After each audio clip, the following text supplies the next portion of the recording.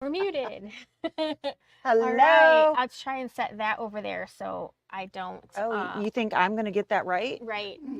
You're in charge. Uh-oh. Oh, hello, hello, hello. Justina, this is not my department.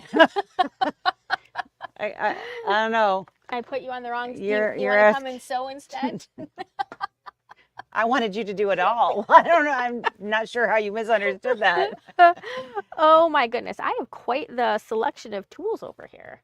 You just. Oh wow, your mouse moves so fast I'm compared to sorry. mine. There we go. There we go. Hello. Hello, Miss Cheryl, Miss Mindy, All right. Miss Hopefully Kathy. you guys can hear us okay. And we have our mics on the opposite sides because we're on the opposite. Yes, that was very awkward. Yeah. I don't.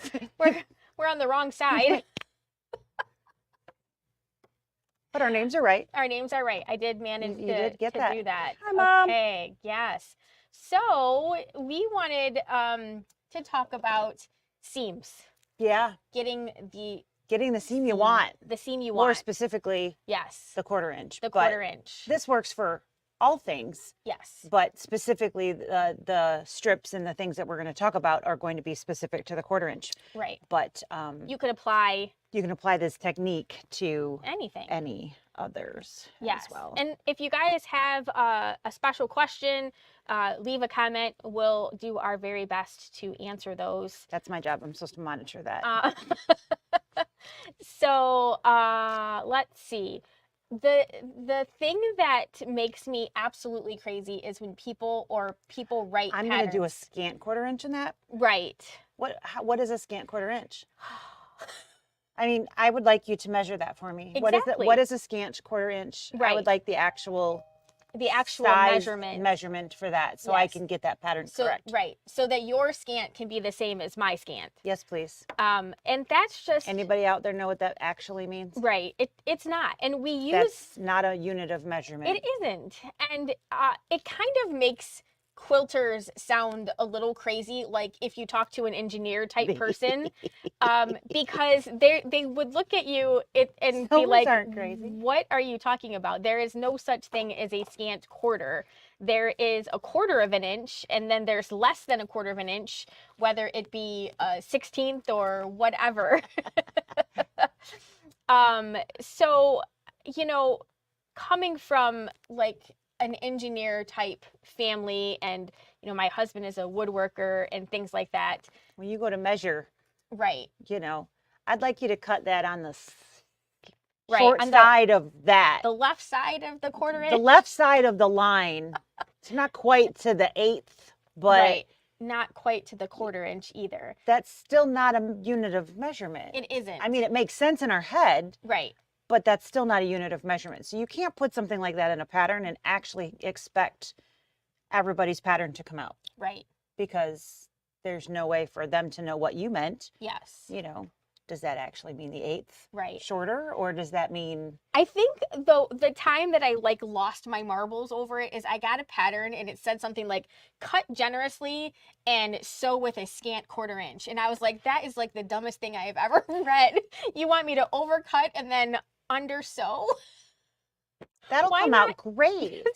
Just give me a template at that point. My points are going to be right on. Woo, woo. Yeah, no, unfortunately, that's just not a thing. So it's not. Why do people do that? I believe they do that because maybe they know that an actual 1/4 of an inch seam isn't a measurement that is workable on all different sewing machines because we aren't all using the same materials. And are you going to show us how to fix that? I am. I'm going to show you a way that it doesn't matter what materials you're using. If you do a little bit of I call it the test sew. Yep. So if you test sew ahead of time, then you will always be able to figure out where you need to put your needle position. And so stop thinking about it as a 1/4 of an inch. I think I've told parts of this story before, but I took a quilting class. I was planning to learn from my grandma, and unfortunately that didn't happen. She passed away before she moved back up here. So that didn't work. So in memory and whatever, I'm like, I'm going to learn this anyways. Yes. So I signed up for a quilt class, and I went, and the first thing we did, the first class, it was figuring out the 1/4 inch stitch on your machine. Yes. That's what we did. So I respect that lady a lot, because knowing what I know now and knowing what I knew then, Right. I didn't realize what a big deal. Now, we didn't talk about cutting at all. Right. Should have had a class on that too. But that was, and it's very similar to what you're going to show. What we did in that class is very, very similar to what your technique is. Yeah. She shortened it a little bit, but same concept. Yep. She literally had us, I still have that piece of scrap. Yes. In the settings that machine needed written on there, because that's what she had us do. We literally wrote right on the fabric, and then it was put right in our sewing machine. Right. And I still have it all these years later for what stitch worked, the settings and so on and so forth. So it's definitely the first thing you should do is this test. Yeah. And it's not a new phenomena, but it's a lot of times, I think, a skipped step.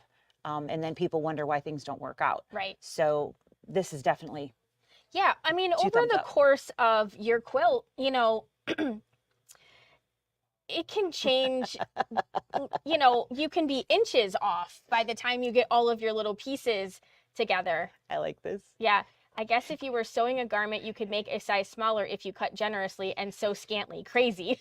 for sewing clothes? Yeah. But obviously quilting, that doesn't work. Right? It's the a different world. Different. It is absolutely a different thing, you know. So it's not as precise when you're sewing clothing. If you screw up somewhere, it's like, okay, or you're like, oh, I did overcut. I can make a bigger seam there and fix that, or I just need to take that in a little bit, and you can fix that and whatnot. You can't do that in quilting. It doesn't all work out.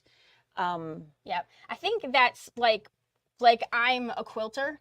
And so when I look at a garment and it's wishy-washy, you're like, I don't get it. I don't like it. I need, just tell me where to cut and how big my seam allowance is supposed to be. In fairness, there is in patterns. It does say where to cut and how big to make that. Right, but it doesn't fit right. Like, we don't. But then you have to adjust it. Then you have to adjust it to fit you. So fair, very fair. Absolutely. There's, and it's kind of the same thing. Like when people are like, I want to make a king size quilt.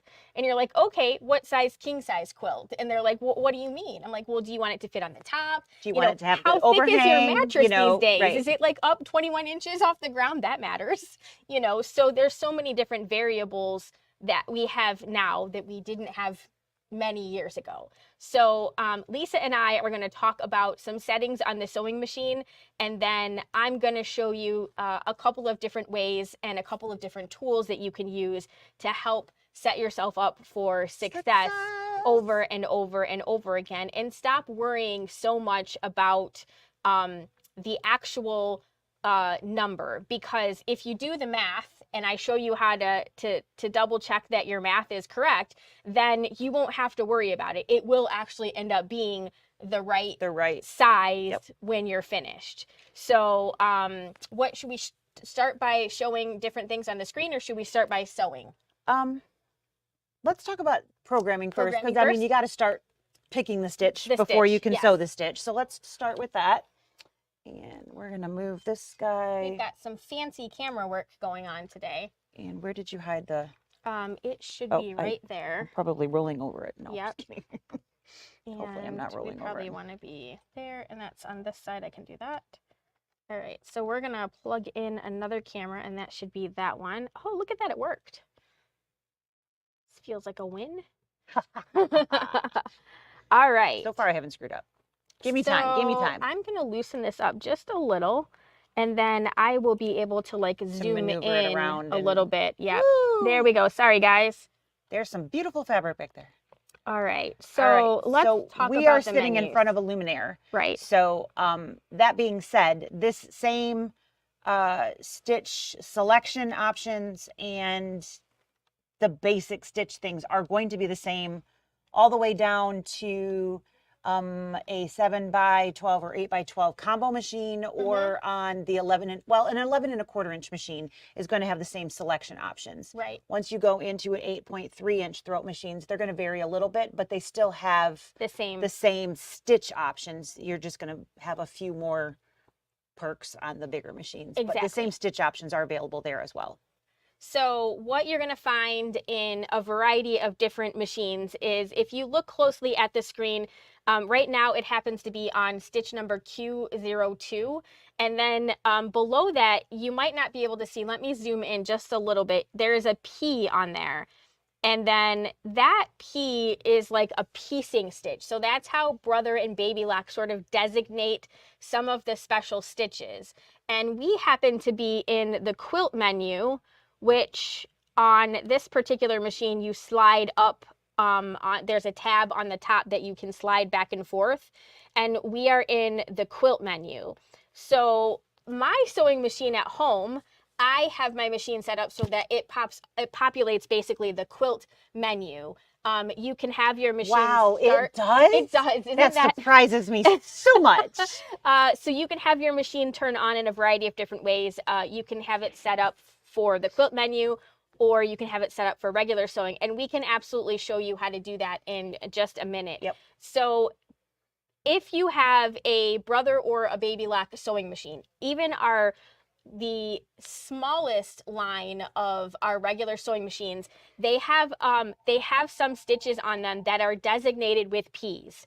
And the P's are going to reference using a particular stitch, either in the center needle position or moving it to the right. Actually, this has a left option too. I'm not really sure why you would use the left option, but left-handed, I don't know. Yeah, center and right are the two most common versions. So the stitch one that I have selected right there, right above that very small words, you can see it says piecing stitch, and then in parentheses it has to the right. What it has done, I can't see my finger, I was right off camera, is it moves the needle position over to the right. So it's a little bit closer to the right side of my foot. Now, let me go back just a minute. So Brother and Baby Lock machines, most of them these days are 7mm wide machines. Yep. Which means the distance between the leftmost position and the rightmost position is 7mm, okay? So if you have anything that is higher than a 5.5mm machine, so your feed dogs are wider than that, when you use an actual 1/4 inch, so when you are in the center needle position, 1/4 of an inch is going to fall just to the left of your right feed dog. All right. So let me say that again. From the center needle position. Okay. So that would be 2. Let's go over there. Okay. And yep. Yeah, they're a little tight. Okay, so we are talking about the distance between your feed dogs right now, okay? Our Brother and our Baby Lock machines are 7mm wide machines, which means that the distance that we have in here, right, is 7mm, and then there's a little bit extra because the feed dog is on the outside edge of that. So if I were to use a 1/4 inch, so if I were to place this fabric on the 1/4 inch mark here, if you look closely, I completely covered this feed dog. So the feed dog over here is completely covered by my fabric, which means this is the area that I'm going to be sewing. So it's hard to see the feed dog when I have the fabric in this position, but, oh yeah, we might be able to do that.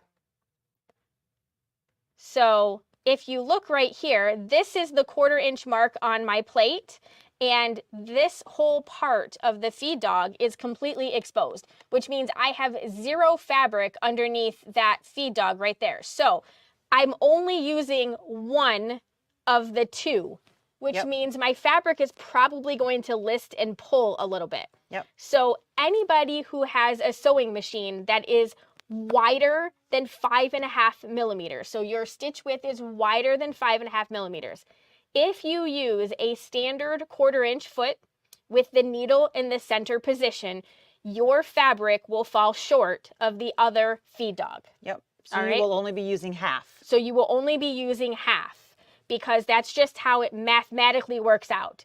It's not something that is exclusive to Brother or Baby Lock. It's Bernina and Janome and all of them. Elna and all of them. Juki, everything. If your feed dogs are wider than 5.5 millimeters and you are using a 1/4 inch and you are in the center needle position, you will always miss that second set of feed dogs. So what I'm going to be talking about today is how to move our needle position over and use a foot that is not an actual 1/4 inch foot. We're using our standard J foot, which is much larger, and we're going to be using the edge of the foot as our guide for our fabric placement. This is going to help us so that we have the feed dogs completely covered and we get a much more consistent pull. Exactly. So that's what I'm going to be talking about today. We're not going to be using an actual 1/4 inch foot to do this, but we're going to be talking about how to set up your machine so that you can have the feed dogs pulling through your fabric. Okay. So we'll go back to the screen now. There we go. Nobody gets sick here. Nobody gets sick today. We're trying. How am I doing? That looks pretty good. I'm going to back out just a smidge. Good? Yep. All right. So we have selected the piecing stitch, which in this particular machine is Q02. If you have any other machine, like I said, you'll just need to, it's pretty simple. When you select the stitch, you'll see the needle position move to the right. If it doesn't move to the right when you have selected that stitch, then you didn't pick the right piecing stitch. Right. Correct. What she said. All right. So down below, we have some settings, and I apologize, it might be a little bit small down there for you to see that, but if you have an electronic machine like this, so a Luminaire, a Solaris, a Dream, a Destiny, a Stellaire, an Altair, all of those types of machines, when you are in the quilt menu and you use your left-right shift button, you will be able to adjust your stitch by a smaller increment. So typically when we change and we move our needle positions using our needle position or our width button, we use it, we move in like half millimeter or 1/4 millimeter increments, depending on your machine. When we are in the quilt menu on this particular stitch, when we adjust this, we are moving in 1/8 millimeter increments. So this went from plus 5.50 down, and then we went to plus 5.38. So we went and moved 1/8 of a millimeter. So what does that mean in reality of actually stitching?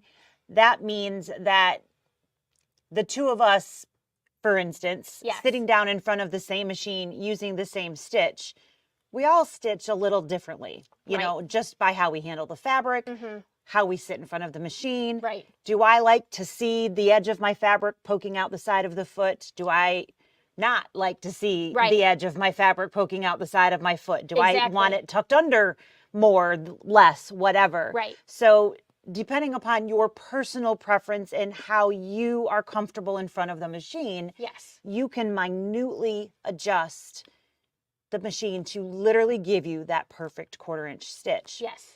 So in the quilting menu, you have a much more accurate placement of your needle position, or the ability to get a much more accurate placement because it moves in a smaller increment of measurement. Yes, and that's a big deal. It is a if we're talking about the elusive scantness. Right. So because yes, it allows us to make a smaller adjustment so that we can put that needle position where we need it to be based on how we're holding our fabrics and where we're looking at our fabrics. Right. So, you know, if I want a little bit of fabric to poke out so that I know it's not buried under too far or Right. whatever. And that's what makes me comfortable. I probably need to move my fabric over not my fabric, I'm sorry, my needle over just a hair to make up the difference of that little bit of fabric. Exactly. Same concept. You got to balance out those two things. We have to balance those out. Yes. All right. So hopefully that part makes a little bit of sense. And what the number ends up being is not important. The important part is that we are able to duplicate what we want to do. So we're going to just go back to, to 5.5. To the normal, whatever setting it is for this particular style stitch. And is that 5.5 pretty standard? Yeah. I knew the answer. Sorry. So 5.5 is the 1/4 inch from, that's the 1/4 inch measurement. So universal 1/4 inch measurement from center. Yes. So, all right. That one. There you go. All right. So I have the machine threaded. I've got purple thread in there with my white fabric, just because it'll make it a little bit easier for you guys to see my seam. And I'm going to sew. You don't sew like that normally? I don't know. Do you want me to move this? Are we going to go back to here? We probably don't have to. But we can pop it back on easy if we needed to. All right, so because I have my needle position moved over to the right, I am going to line my fabric up with the edge of this particular foot here. You could also line your fabric up with the edge of your feed dogs. So sometimes when we have snap-on feet, we have a little bit of play in the foot. And if your foot is listing to the left or listing to the right a little bit, it can vary your placement just a teeny tiny bit. So, well, if I'm doing a lot of piecing, I like to use an actual seam guide. Do you? Yes, I do. Depends on what I'm doing. Honestly, I don't. For me, with a seam guide, I tend to push my fabric into it, which automatically makes my seam larger. Okay. Yes. And I'm not really sure why, but there's like a part of me that's like, oh, it wants to be pushed up against it. Yeah, I need to be up. Otherwise I'm too far away from it. It's some sort of silly mental. It's like your head looks at it and goes, it's not close enough. I'm not close enough. Yeah, I have a hard time finding that. Now, if I'm working with something that is larger than a 1/4 inch seam, I almost always use that because my brain has a very hard time not doing a 1/4 inch. That's right. In my mind, that is like it might as well be 3 inches, even though it's only a 1/2 inch because it feels huge. Yeah. And I keep wanting to make it smaller. So, that's just because of how often I sew with a 1/4 of an inch. Your normal seam is a 1/4. So anytime it's not a 1/4, it seems off. It's huge. Yes. So there are a couple of different seam guides that you can use. There is this one right here, which is magnetic, and it will fit onto the plate of your machine, and you want to set it back a little bit back here. You don't want it to be way up here. It's not going to do you any good back there. It's too late. No, yeah, you definitely want to try to look a little bit further up. Don't stare at your needle. That will definitely make you sew crooked. Find another point that's a little bit in front of the needle to look at. So one of the things we get asked a lot about that, and I'm sure somebody out there is thinking it, is that magnet going to cause a problem to my machine? No. Because we certainly, I get asked that all the time. Right. So I just wanted to throw that out there.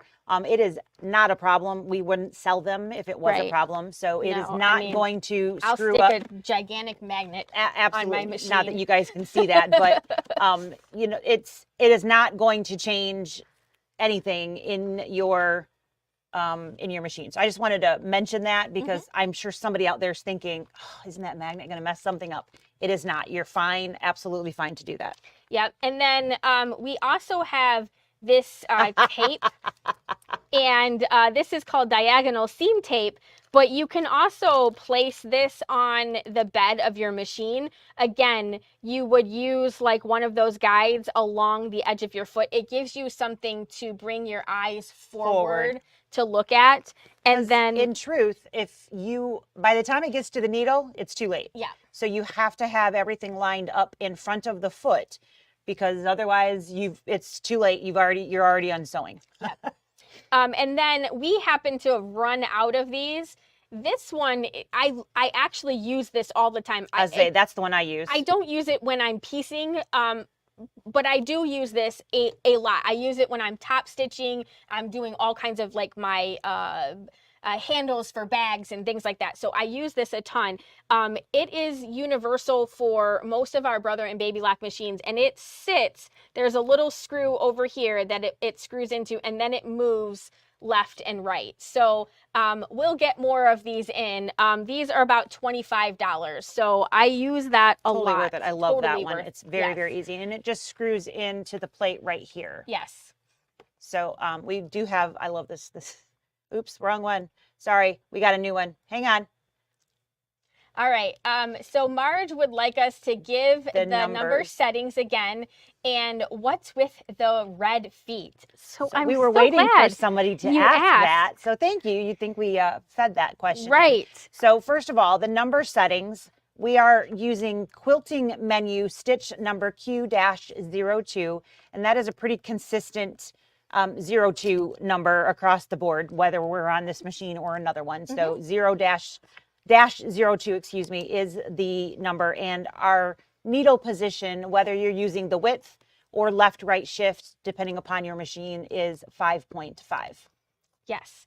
And so I have seen a whole bunch of people using these online, and I was like, I have got to get my hands on these because, first of all, who doesn't like a cool new foot, right?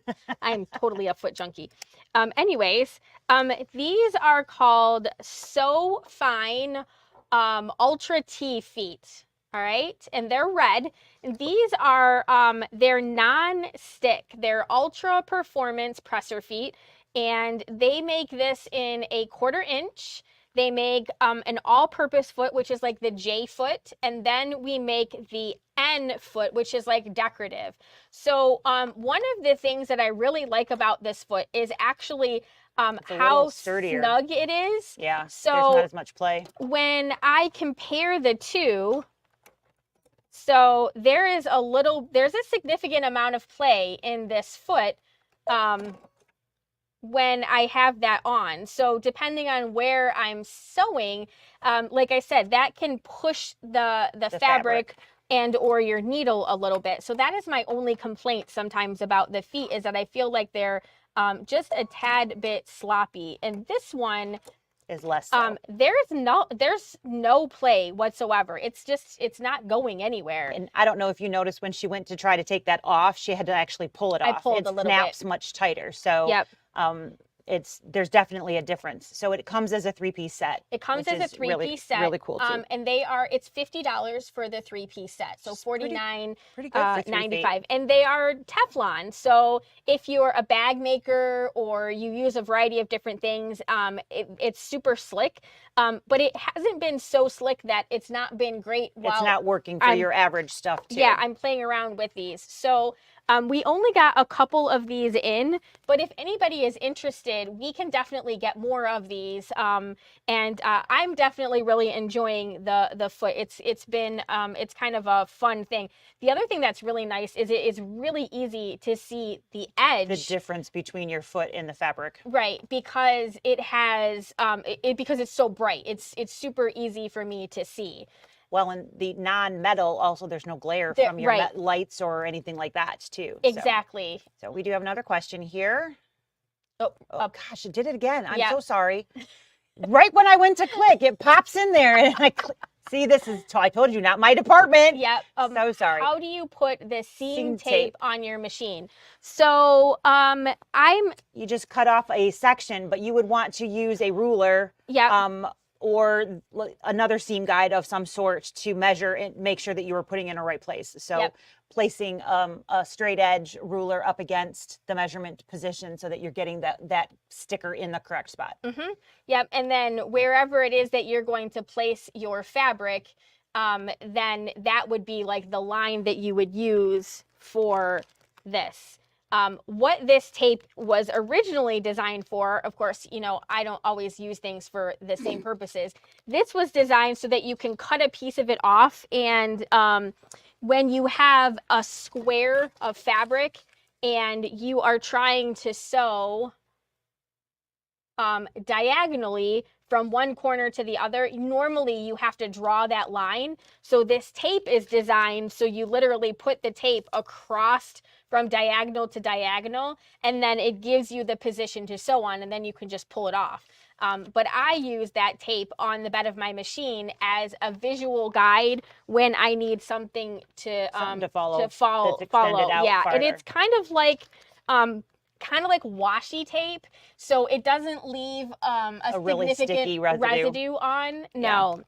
They also make a variety of like I have some plastic ones that you can tape on the bed of your machine as well.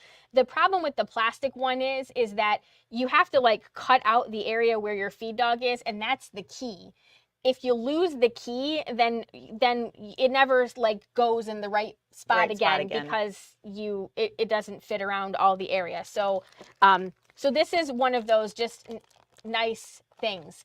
And yes, you can sew on vinyl. That's with the great part about feet. a non-stick foot. That's one of those things that it is will a really absolutely good advantage to sew those. on there. So what I'm going to do is I am going to line the edge of my fabric up with the edge of this foot.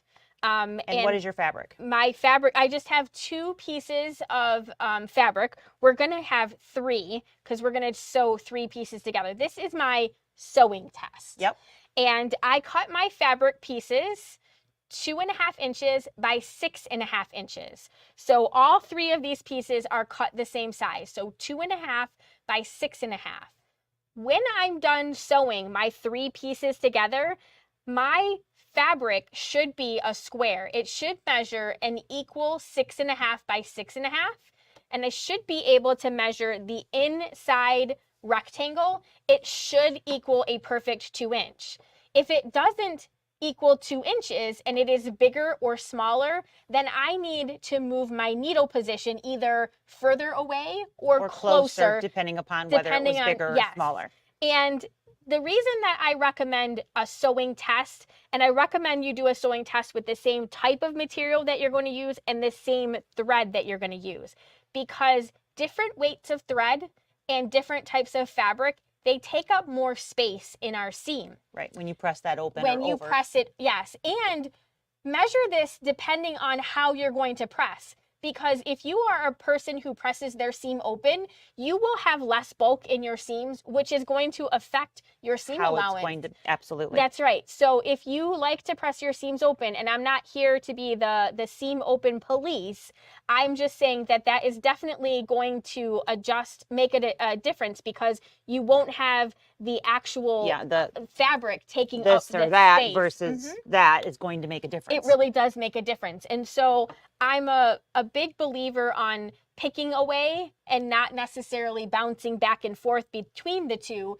In a project, unless you're paying attention and you really know where to move your fabric when you're doing that. So that can be a little bit confusing for you if you're doing a complicated project. So like if I'm going to press a part open, I will do all of those parts first and then do the other parts, making that little bit of adjustment. So right now we have made 0 adjustment, and I don't know how this is going to turn out. It could be perfect and we might have to change it. And if it is perfect, then we'll move it so that you can see the difference. We'll change it and make it wrong. Yep. So I'm just going to sew here.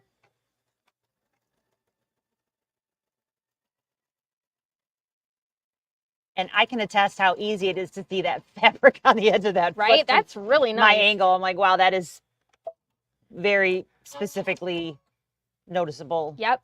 And then I'm just going to grab the other fabric. I didn't even sew these in the correct way. I got wrong sides together. Wrong. Yeah. So we're ignoring that part. You, of course, when you do your actual project, will pay attention to the direction of your fabrics.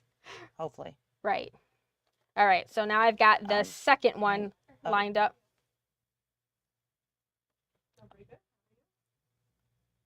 Yeah? Yeah. So don't you want it the other way? Yeah? Okay. No? Yeah, I'm not paying much attention to what I'm doing. So we're going to sew our fabrics together. That's making sure you're paying attention. Yeah, I'm sleeping over here. You know, I don't have to do anything except push buttons, so. All right. I planned it that way. I needed a nap. Oh, that did not.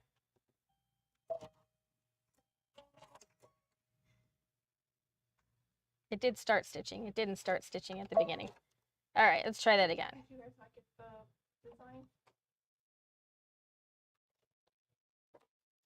There we go. The background music. Evidently today's banjo. Banjo. All right. You did that on purpose. Okay, so now we have 2 seams, right?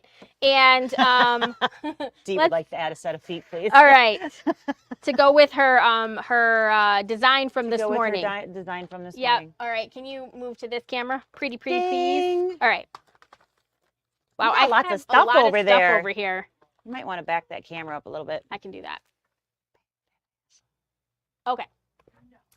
So I have my 2 pieces sewn together. All right. Now I would normally take this to my pressing station, and I would press that really well. So I'm just going to finger press this here, and I am being gentle with it. I certainly don't want to stretch it out of proportion. I don't see a roller. I was going to say, I don't. Why. I was looking for a roller, but I don't see one.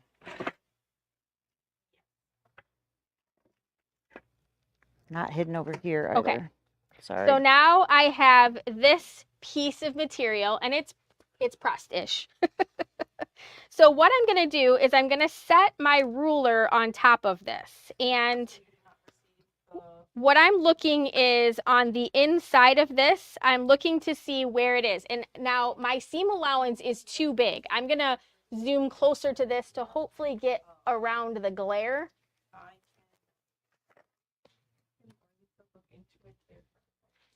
So here's my ruler.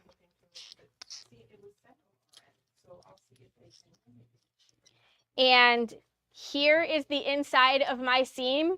And then here is my seam, but it's a little bit too far. So I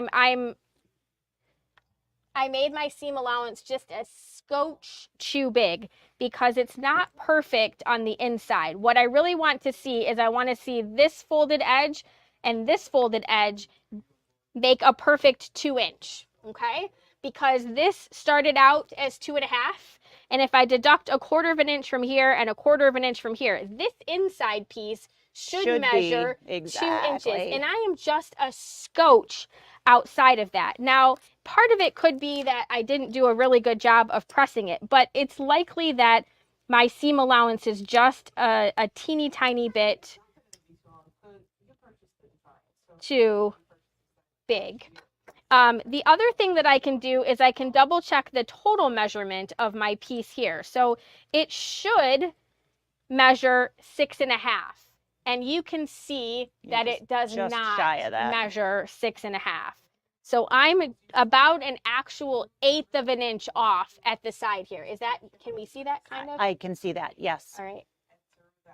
There we go, maybe. So here, I am an 1/8 of an inch off. So what that means is I need to move my needle position to the right. So I need to move it over so that when I measure this, it actually measures correctly. So we're going to move the needle position to the right 1 click, and we're going to try it again. Yep. Ding. Ding. So we are now at 5.63. And honestly, this is where mine is set at home, so it's not that big of a surprise that that's what it needed to be here. That just happens to be, I think, the direction that I how you angle or whatever. them in. Yep. Because there is that weird angle. There is something that's. Yes. Yep, for sure. So I wonder, I can't even tell what the right sides of this fabric is. I have a black light in my drawer. Would you like it? All right, so we're going to try that again, and we're going to try to get more accurate here. So I also really miss my knee lift right now. Okay. Would you like it? No, it wouldn't work because it's up here. Oh, yeah, it's way over there. Yeah. Okay. Move the machine towards you. No, I'm just being a brat. I think my buddy just implied that I'm a brat. Yeah. All right. I'm not being a brat. Now I'm going to do the same thing. So I'm going to make sure that I am sewing these in the right direction. That's the only thing I could think of that. She can also sign into her Kimberbell account and find them herself if it's a Kimberbell design. I don't know if Tucker knows that. Okay. I don't even know if that's for sure what she's talking about. So here we go.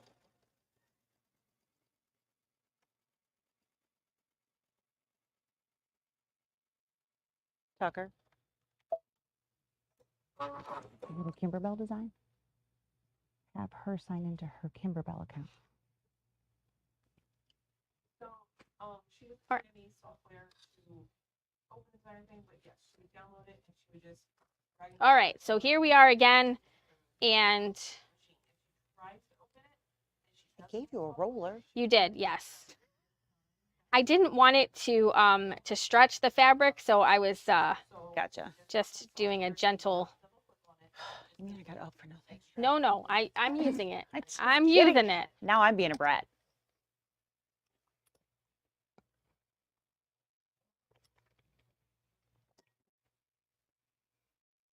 Reach forward just a bit. There you go. All right, so now let's see where we're at. All right, so we're pretty good. I probably could press this better, Yeah. and I think that I think might the press be would make you right on the money. where I am. But let's double check the overall measurement here. And Slide to your right. I'm still a little shy, so I probably could actually move my fabric over, or I really could press this better. In my mind, I was thinking the white fabric would be super easy for everyone to see because you can see my actual stitches. I really wasn't thinking as much about this part. Can you zoom out a little bit? Yeah, I'm just trying to, let me get that lined up. There you go. There we go. So here you can see that I've got my 1 inch and then my 2 inch. So that's pretty darn good. I'm pretty in the area where I need to be. So you could keep working on your 1/4 of an inch. If that wasn't perfect for you, you could move the needle again over just a little bit. You could adjust the position where you're putting your fabric, because that has a little bit to do with it. You know, are you staring at the inside corner of the feed dogs? That position definitely makes a difference. And then the part that I was talking about, thank you, Leslie, the seam taking up some of the space, there is like the fabric that we have here, right? It does take up some of the space. When I have my seams pressed open, I don't have that. So that does make a difference in the overall, how it's going to work. Yeah, how it's going to measure. So I'm not paying any attention to what this actually looks like. If we were to measure that, so it's pretty much a 1/4 of an inch from like the edge of the stitch over. So, you know, you've got that to look at, but I don't pay any attention to what that actual measurement is. Because in reality, it doesn't matter. It's what's coming out on the front and how it's pressing open that really matters. Right. That's what really makes a difference. And it might be a little bit easier for you to see. You can kind of see my purple thread, maybe. Yeah. A little bit on the inside. So that is what we're trying to do, is we're trying to get our seams to be right at our 2 inch mark. And we're trying to make sure that the overall size is the 6.5. So here is my 6.5 inch mark. And there we have our 6.5 inch. So right up at the top there, we're right in our 6.5. And that's the goal. The goal is that I'm 6.5 by 6.5. This side shouldn't have changed at all because that's the cut size. That would have been interesting. Then that's a lesson for another day. That's a lesson for another day. That is absolutely right. So now if my block was coming out completely too big, then I would need to back off a little bit. When I am sewing with flannel fabrics, I need the actual seam allowance ends up being just a little bit smaller because that flannel actually takes up a lot of space in my seam allowance. Yeah. And the reason that I measure the space in between is because the goal is that the block finishes out to be the size that I need it to be. The pattern says it needs to be. That's right. If I'm working on a 6-inch block, I need the block to finish at 6 inches. It doesn't really matter what I used to get to it as long as I used the finishing edges are where you're supposed to have them finished at. That's right. So moving your needle position, adjusting the position where you place your fabric, finding the sweet spot for you, that will give you something that is completely repeatable. I don't sew with flannel fabrics very often. So for the most part, I set up my machine. I almost always use the exact same type of piecing thread in there.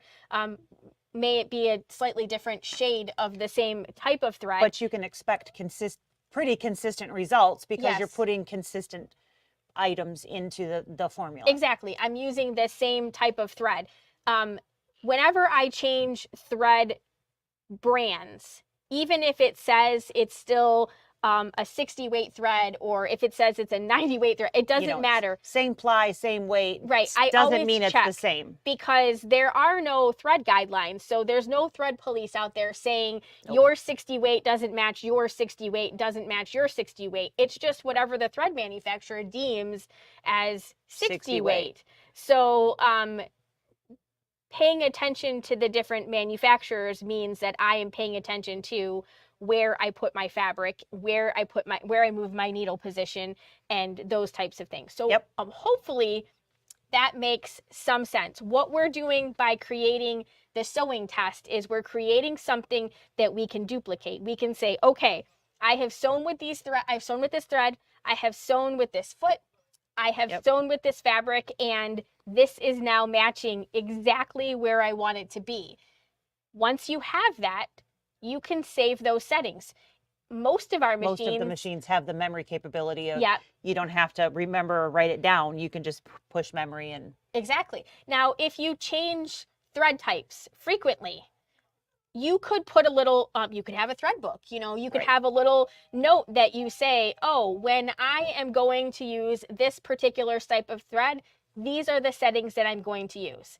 But I promise you, finding a way to make this work with a thread and a certain type of fabric will make you more consistent whenever you change anything, because what you will do is you will learn to be consistent. Right. Because now you have a place to be consistent. It's like, when you make a recipe, if the only thing that you ever do is you add a little bit of this and you add a little bit of that, it never comes out exactly the same over and over and over again because you change the unit of measurement that you're putting it in. If you do something like this, you will be able to duplicate what it is. Absolutely. And then it will not matter what pattern you are using, because I promise you, when we write the pattern, we are writing the pattern with math.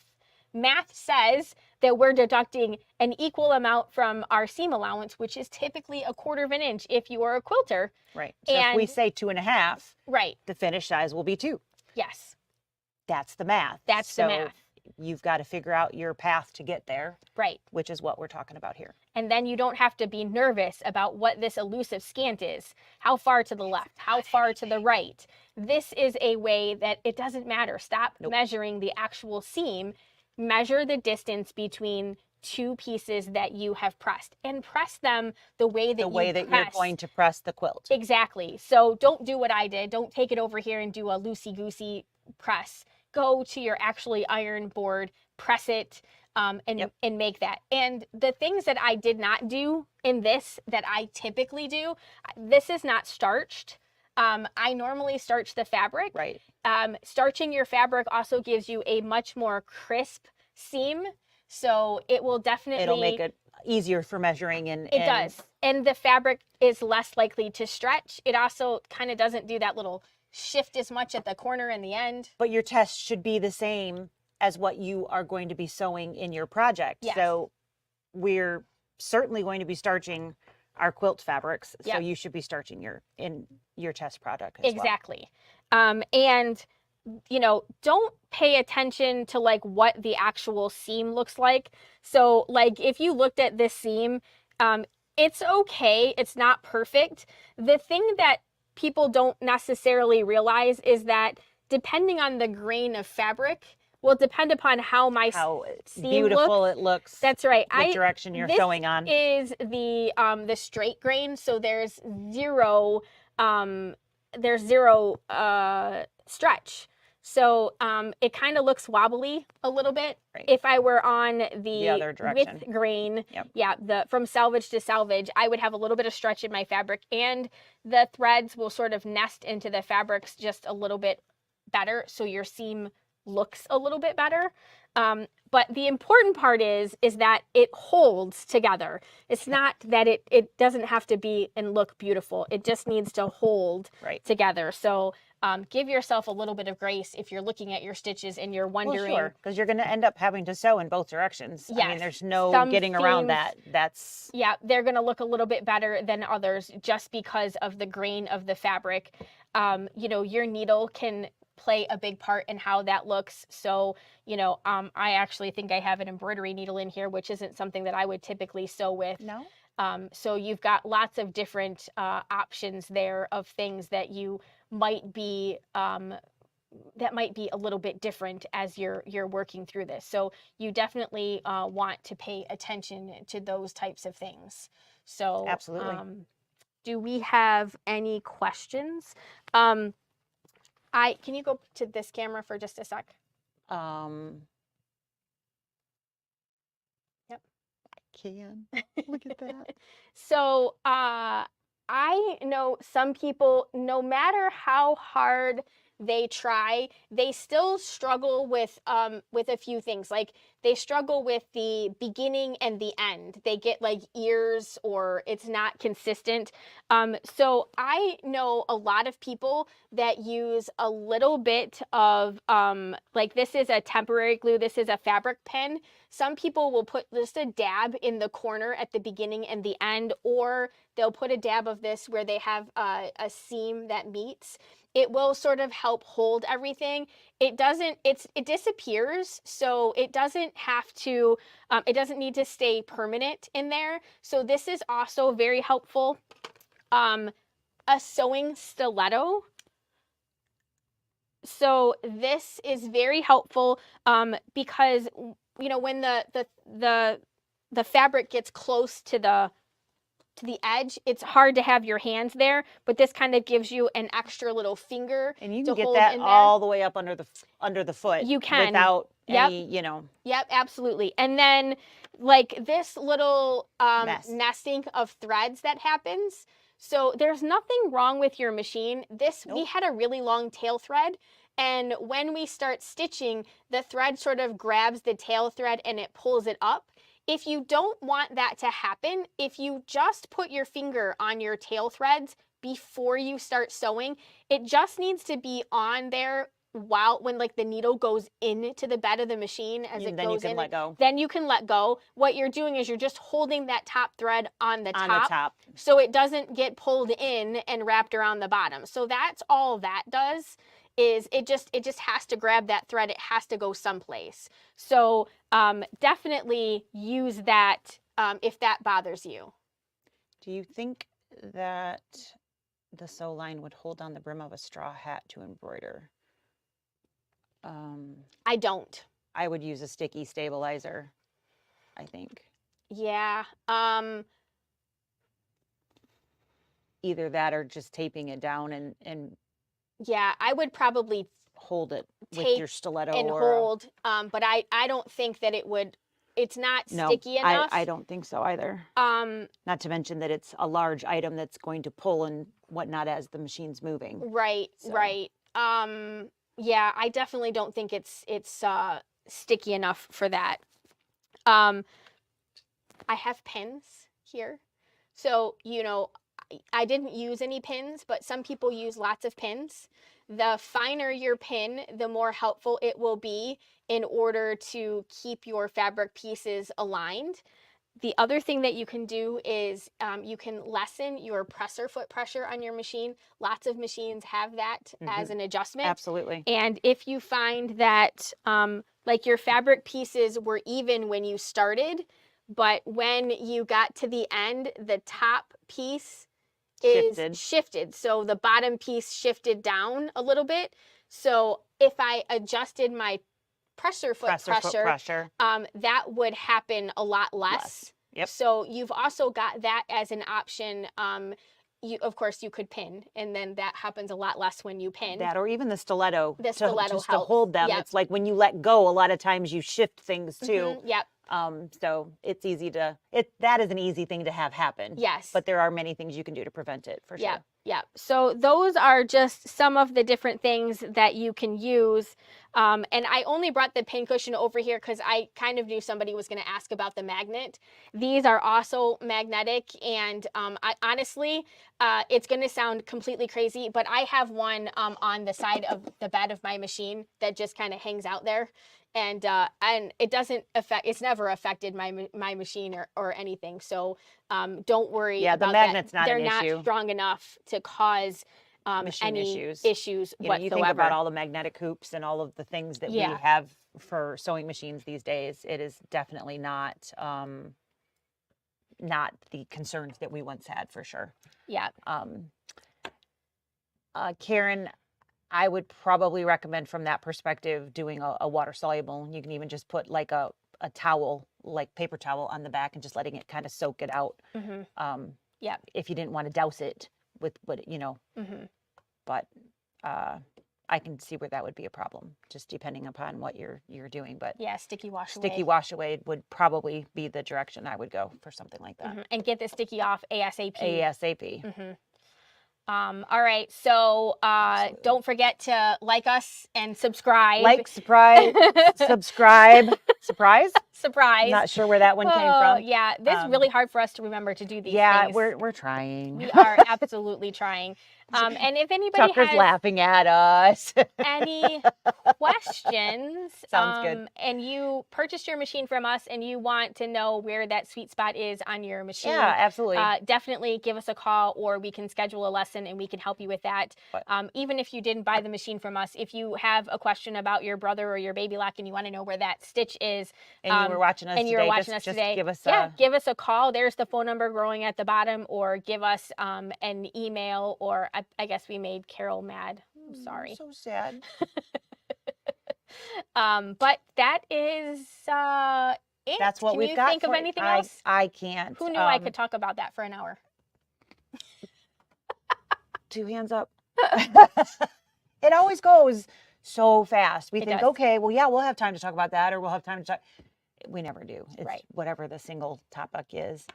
This morning we did let everybody know that the new metallic threads have arrived. So if you are a King Star metallic thread lover, we do have the 3 new colors available.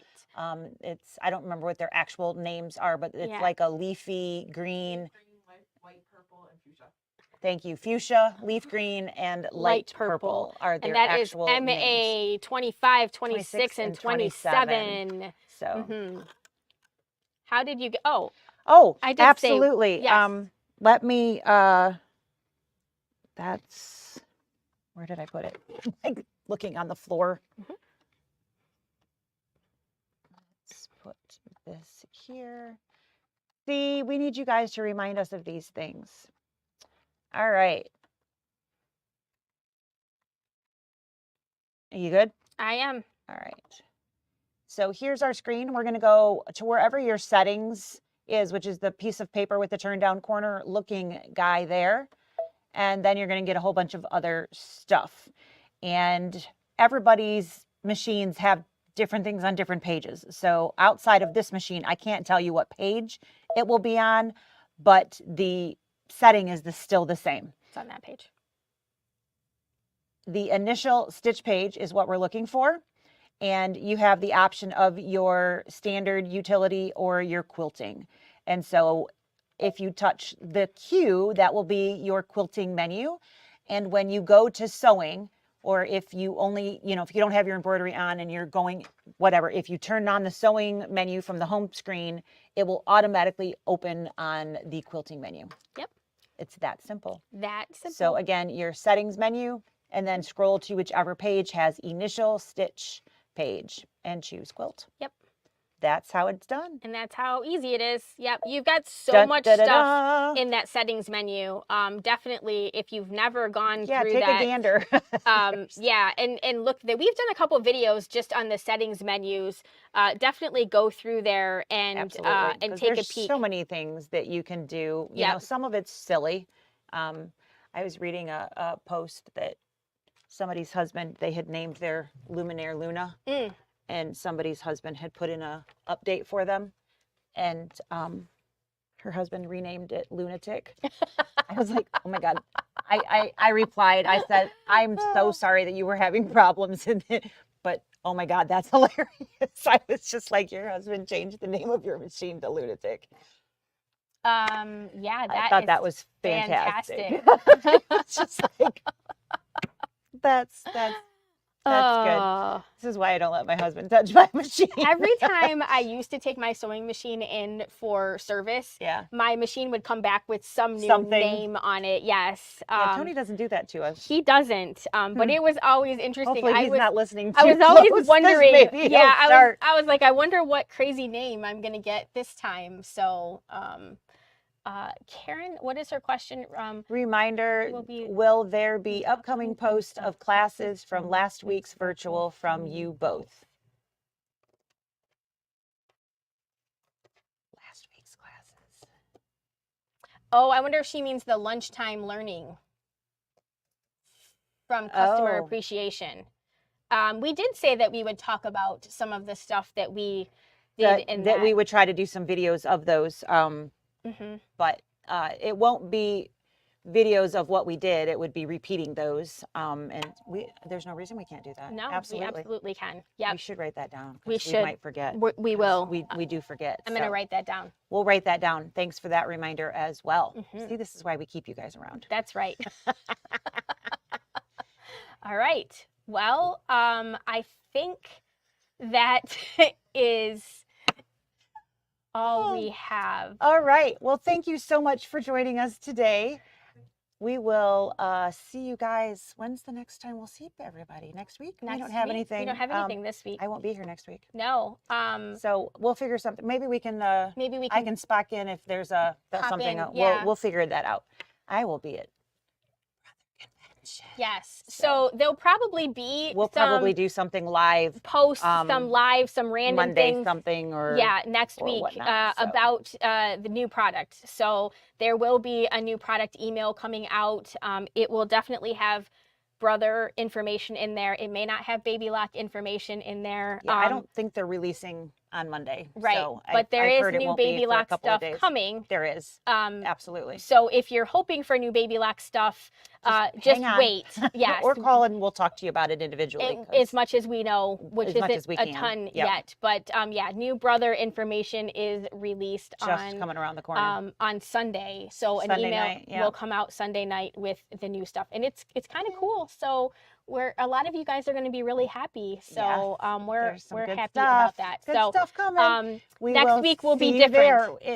We'll keep you posted on what's going to be when, but just look for a notification like today's of when you can find us, because we don't know when we'll be where. Right. So we'll see you then, whenever it is. Yep. Thanks. Bye. Bye. Thanks for watching. Wrong one. Up.